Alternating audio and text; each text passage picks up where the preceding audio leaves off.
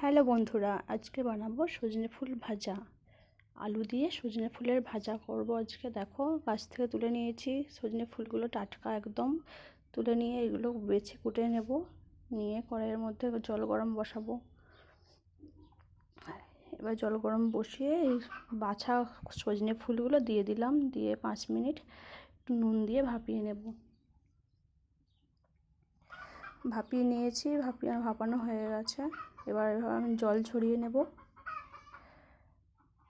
জল ঝরিয়ে একটা অন্য কড়াইয়ে তেল গরম করতে দেব। একটু সরষের তেল গরম করে মৌরি, পেঁয়াজ কুচি দিয়ে মশলা রেডি করব। দেখো, মৌরি দিয়ে দিলাম। এবার আমি মৌরিটা একটু নেড়ে দিয়ে একটু লাল লাল হবে, তারপর আমি পেঁয়াজ কুচি দিয়ে দিলাম।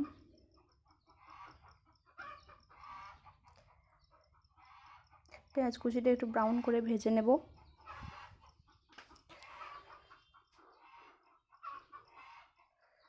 নেড়ে চেড়ে ভালো করে পেঁয়াজ কুচিগুলো ভেজে নিলাম। আবারও দুটো চেরা কাঁচা লঙ্কা দিলাম।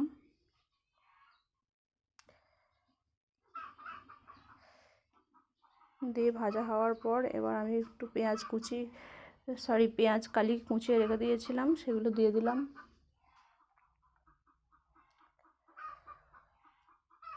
সব দিয়ে এখন একটু 1 চামচ হলুদ দিলাম। দিয়ে সরু সরু করে আলু কুটে রেখে দিয়েছিলাম, এবার সেইগুলো আর জল ঝরিয়ে রাখা সজনে ফুল দিয়ে দিলাম। দিয়ে নেড়ে চেড়ে ভালো করে এবার ঝরঝরে করে একদম শুকনো শুকনো করে ভাজবো। গরম ভাতের সঙ্গে এই সজনে ফুল ভাজা জাস্ট অসাধারণ লাগে খেতে। দেখো, আমি গ্যাসের ফ্লেমটা কমিয়ে দিলাম। দিয়ে ধনেপাতা আমি ধুয়ে কুটে রেখে দিয়েছিলাম, ধনেপাতা দিয়ে দিলাম। সাথে 1 চামচ চিনি দিয়ে এবার নেড়ে নেব।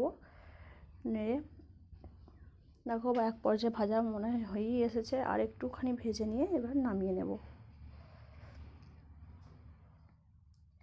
একদম খুব অল্প সময়ে তৈরি হয়ে যাবে গরম ভাতে খাওয়ার জন্য।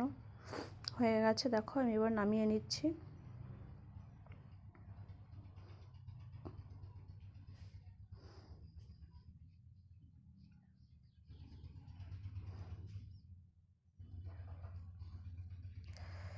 ওপরে একটা সজনে ফুল দিয়ে গরম গরম গরম ভাতের সঙ্গে পরিবেশন করো। সজনে ফুলের আলু দিয়ে ভাজা।